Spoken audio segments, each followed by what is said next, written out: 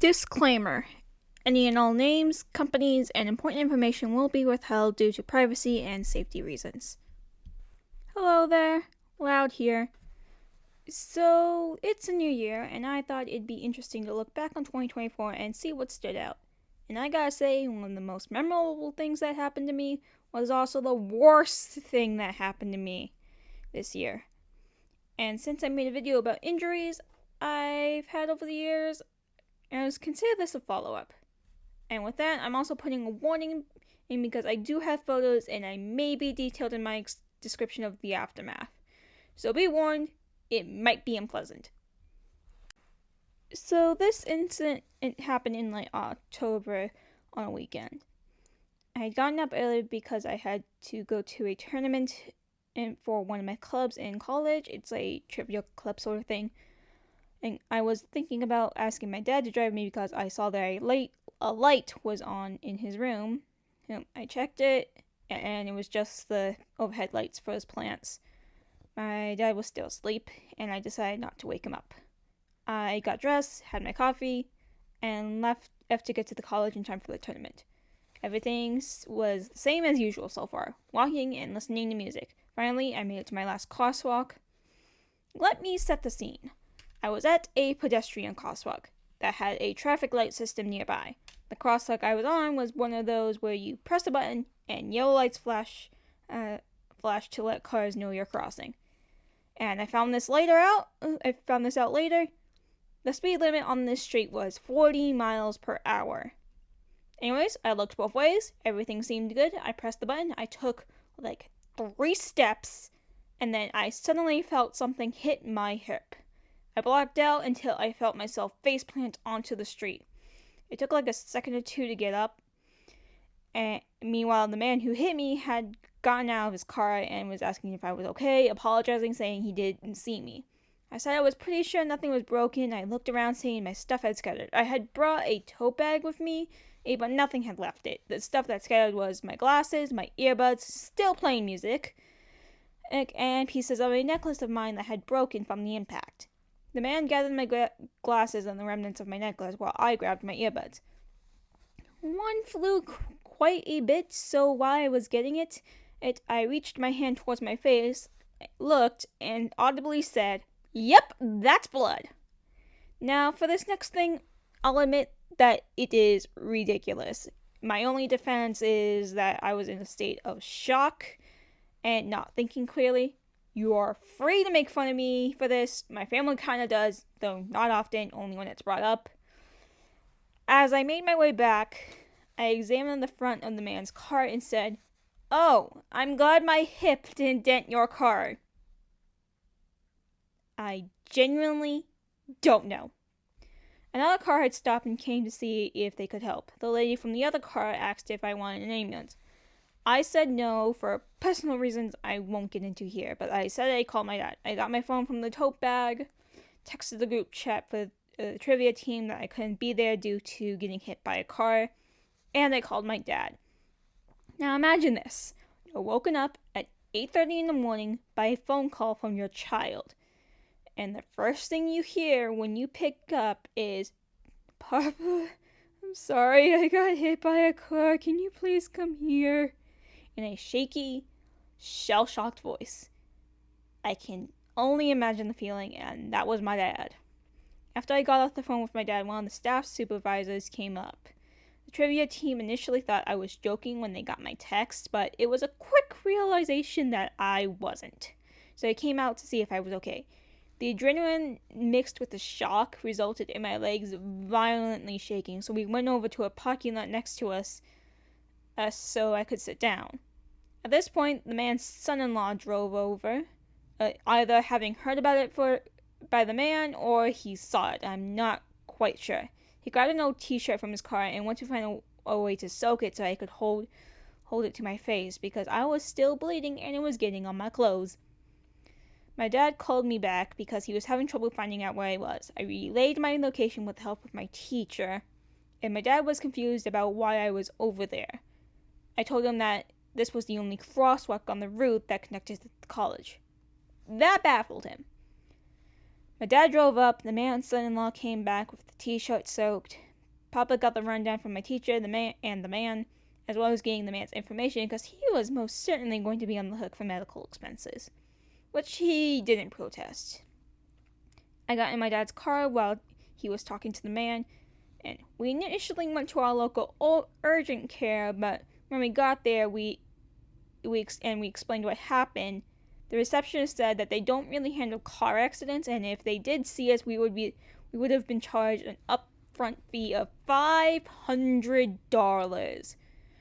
So we went to the ER instead. On the way there, I expressed concerns of having a concussion because, well, I face planted. When we got to the ER, my dad sent me in first while he parked the car. I walked in, straight pressing on my face.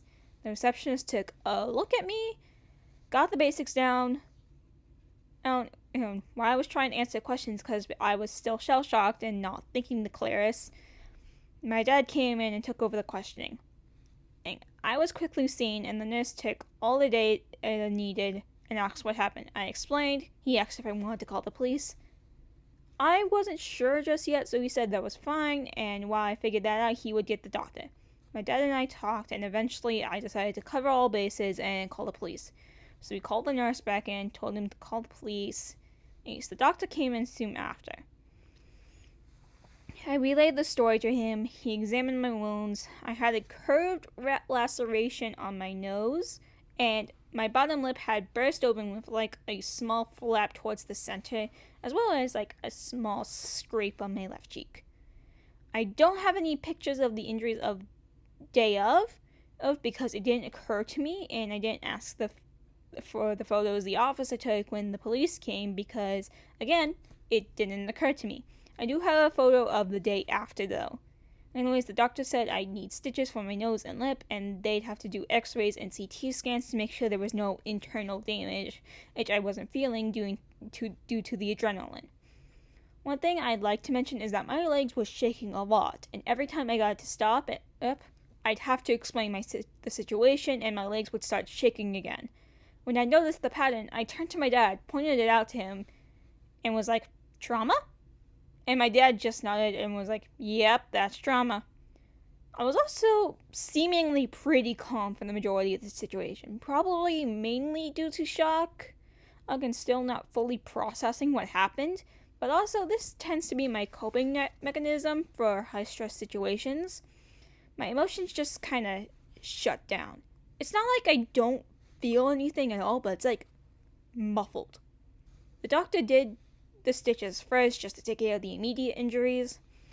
They numbed my nose and lip and stitched them up. The doctor did leave the lip partially open because he was worried about doing too much damage and killing the skin, but then clarified the skin could still die. But my lip would be the first to recover since your lips tend to heal the fastest. Then we got x-rays and CT scans done, and they just took a look over those before we left. And as I thought, no bones were broken. Though I have to admit, even though I was saying nothing was broken, I was still kind of shocked that that was true, given that I knew the effect adrenaline can have on situations like this. I was confirmed to not have concussion. Heck, even before that was confirmed, the doctors and my dad were reassuring me that I didn't have a concussion. Most likely because of how coherent I was for the majority of the time. I got prescribed some pain meds, antibiotics, and muscle relaxers to avoid muscle spasms and infections. The doctor said scarring should be minimal. The days following the accident were arguably less pleasant than the actual accident. I woke up the next day in the most pain I've ever been since my back surgery, mostly centered on my upper body, to which my dad theorized that was because I fell torso first. I was tired from the meds and just in general very out of it. My abuela, who was visiting at the time, and my sibling got the blood out of my clothes at least. I had a few breakdowns because I hated how my face felt with the dried blood and the stitches. There was even dried blood along the entrance and the roof of my right nostril. My lip was so swollen, so it was uncomfortable to eat and drink properly. The wound on my nose was just in the position where I could see it in my peripheral vision. And I later found out that my eyelids were kind of bruised because my glasses flew off, and I likely closed my eyes reflexively. And so yeah, it was kind of like bruising around where my eyelids and the bridge of my nose meet. That Monday, I was definitely on edge walking to school, even with my siblings' reassurances. The full reality of the incident got to me later on. As I was leaving my sociology class, I was talking with my teacher, who is another supervisor of the trivia team, and she remarked that she was impressed with how well I seemed to have bounced back into my routine. Something just kind of clicked in my brain when she said that. I smiled and agreed, went home. Then the first chance I got, I talked to my dad about it, and I started breaking down. Because how on earth could I be okay after that?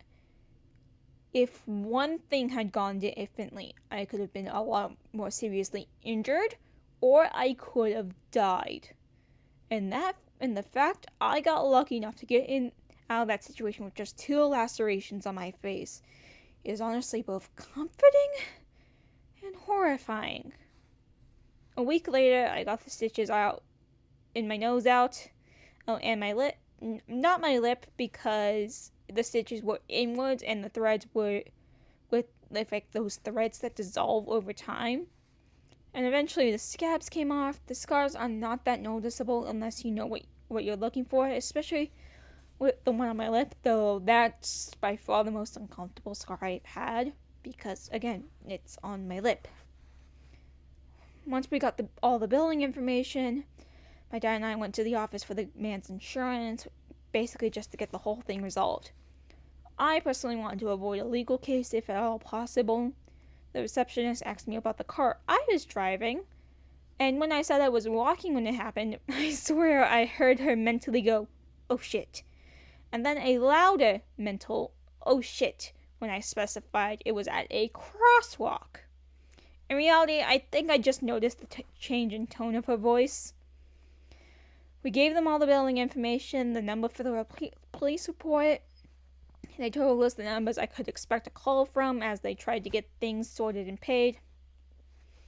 I'm not going any further than that because the whole experience was so stressful and anxiety-inducing that I physically got sick because of it.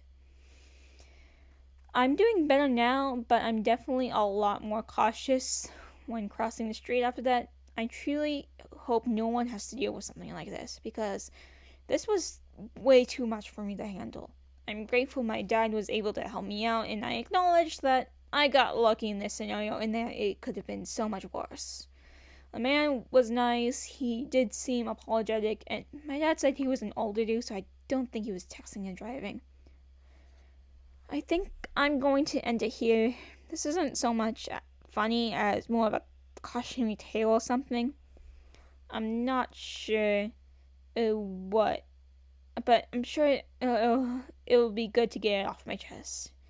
Though I am recording this, my body is reacting kind of poorly to it. In the meantime, stay loud, stay proud. Happy New Year.